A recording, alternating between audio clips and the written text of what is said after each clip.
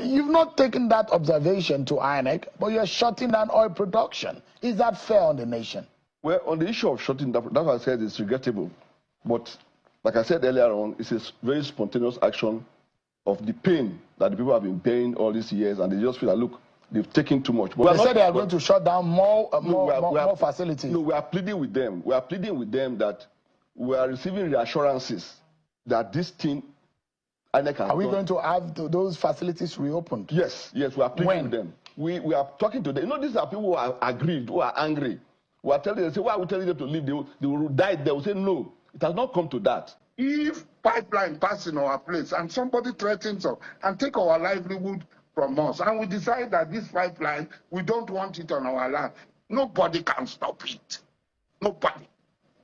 We are saying it openly. I am saying it. Nobody can stop the job people from doing what we want to do. They never born that person. You make appointment of MD of NDC, they threaten, they blow pipeline. You make appointment here, they threaten, they blow pipeline. What kind of country are we in? Let the whole place be blown off. Let it. People must learn. Enough is enough. So I'm going to start this video today in an unusual manner. For those of you who may not know, both of my parents are from the Niger Delta region of Nigeria. So every blood and water inside of me comes from that region. So I guess that qualifies me for what I'm about to say. So while monitoring the news yesterday, I stumbled on this.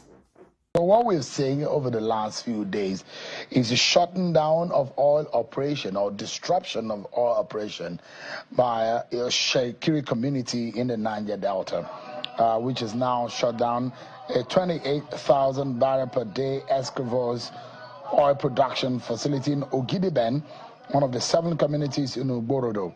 The Itsekiri ethnic nationality shut down the flow station, which is in Warri, in the Southwest Council, over the recent war delineation in the 3 Warri councils by the Independent National Electoral Commission, INEC, which says, now they're saying that they have been politically marginalized.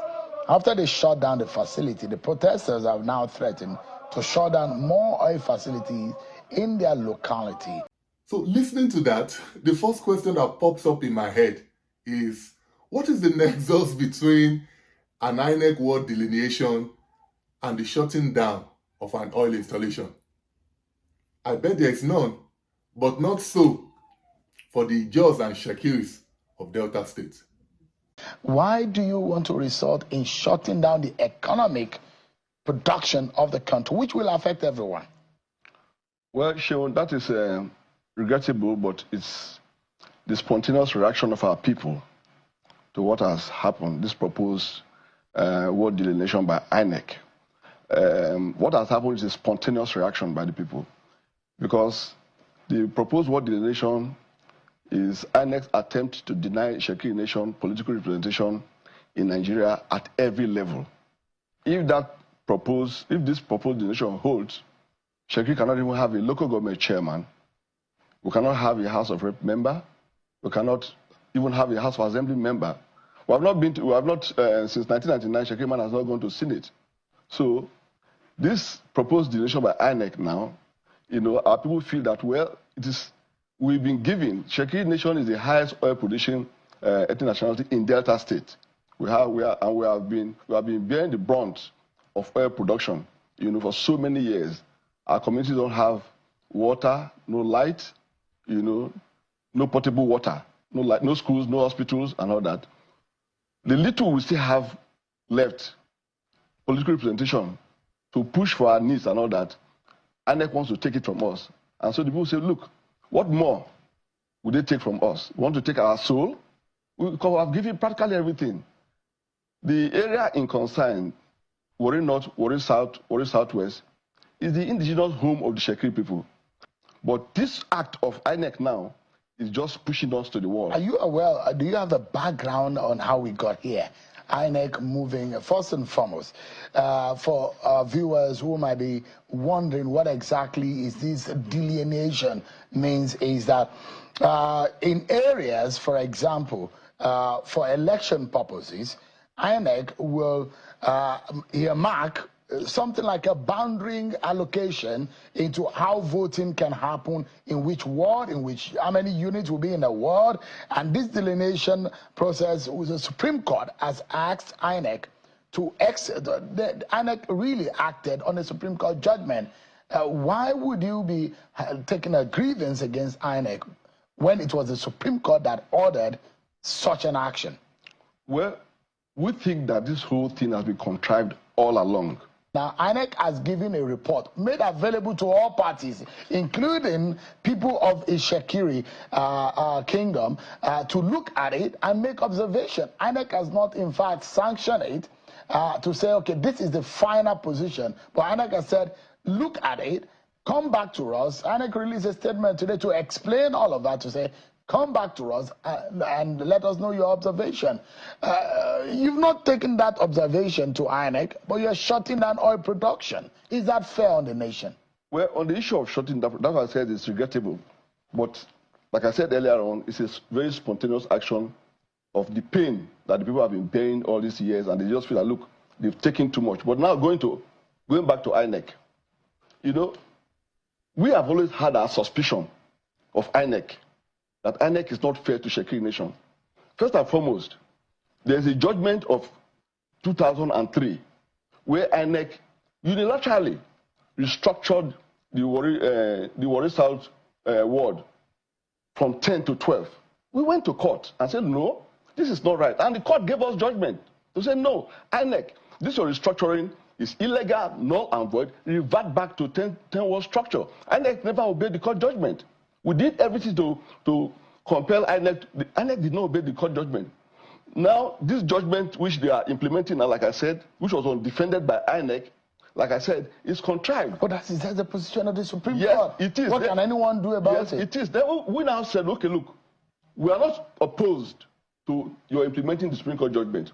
Just be fair and just to. But have you looked at the report as a leader of the Itsekiri people? I've studied it all. Have you made your observation? Because INEC says it is not final, and that they want all parties to come to the table, look at what exactly are your grievances about what they have done now, and if there are adjustments to be made, INEC will consider it. Have you done that? I've done that. I've read the reports from cover to cover.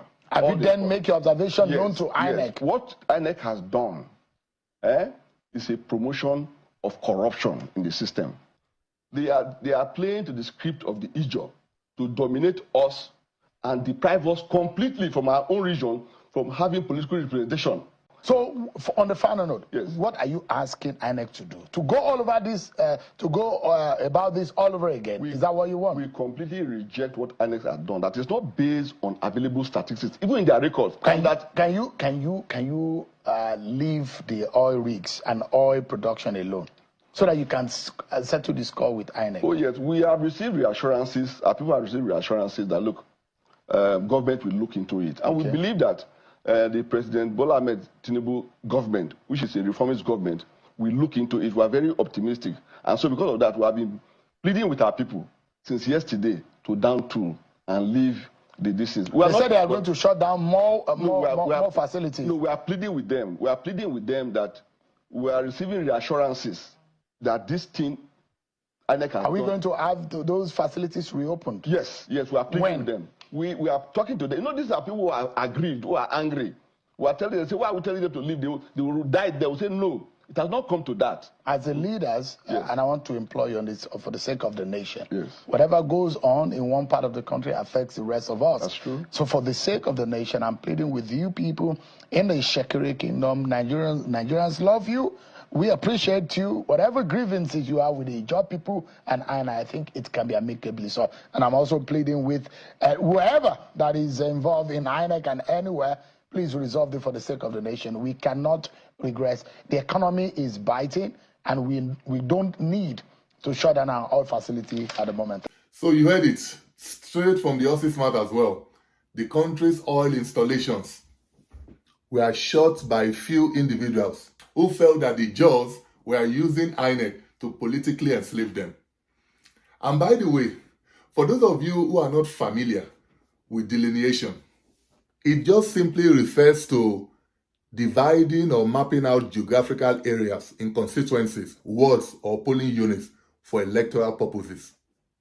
So I ask again, how does all that he has said justifies the shutting down of an oil installation?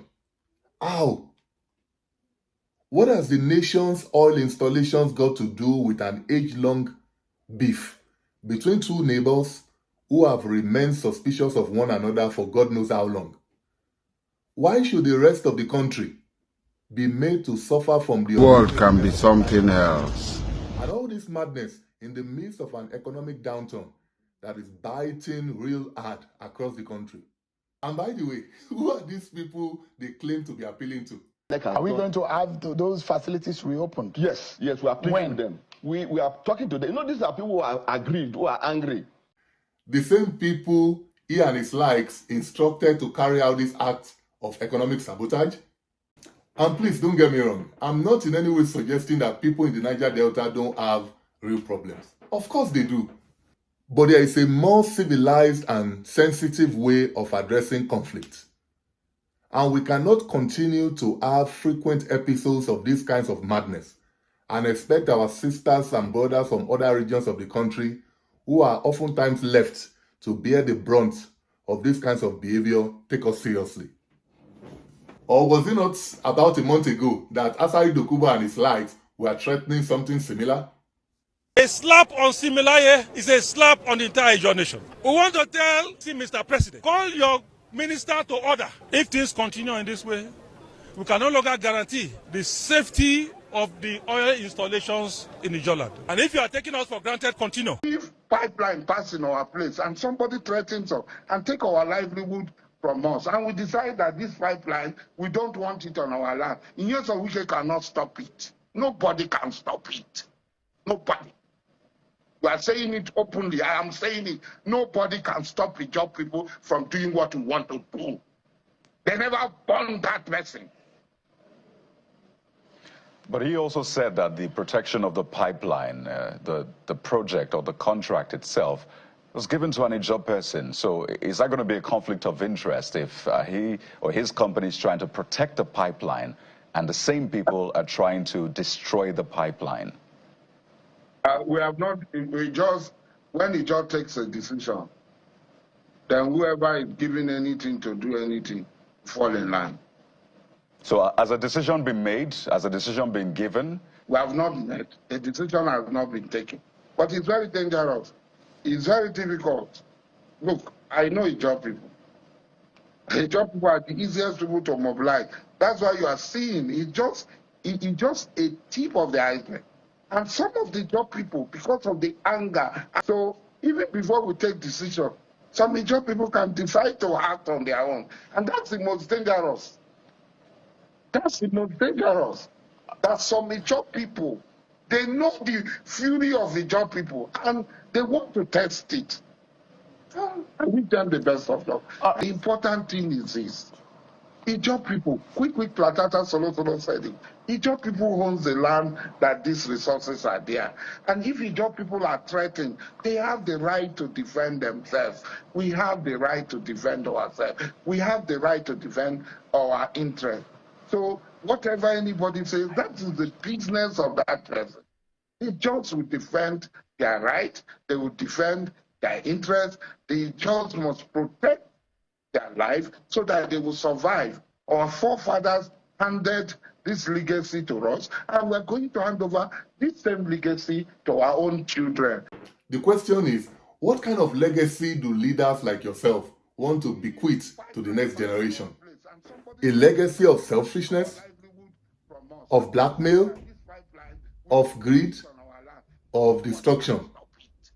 I mean, why is it that at the slightest provocation, the next thing people in the region always want to do is to use oil installations as bargaining chip? Which is why I cannot but agree with Wike in this clip. You make appointment of MD of NDC, they threaten, they blow pipeline. You make appointment here, they threaten, they blow pipeline. What kind of country are we in? Let the whole place be blown off. Let it. People must learn. Enough is enough. Indeed, enough is enough with this kind of behavior. You know, sometimes I ask myself, is the oil in the Niger Delta really a blessing or a curse?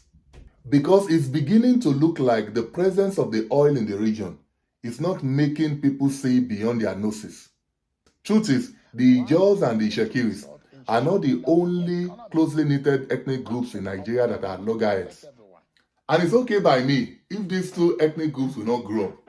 But can they please, and I'm speaking directly to all the Itsekiri people in Delta states shutting down oil facilities, can they stop using our collective resources as ransom? And when will this act of economic sabotage be treated like the crime that it truly is? When will the National Assembly promulgate laws that will make it treasonable to shut down the oil installations of the country? Now, I understand it appears the only way some leaders in the region respond to passive oppression is to shut down oil installations. But we must always remember that our children are watching. And if leaders in this region are not careful, the kind of children the region will be producing are children who will grow up enabling and encouraging blackmail, as against children who will prioritize dialogue and conflict resolution.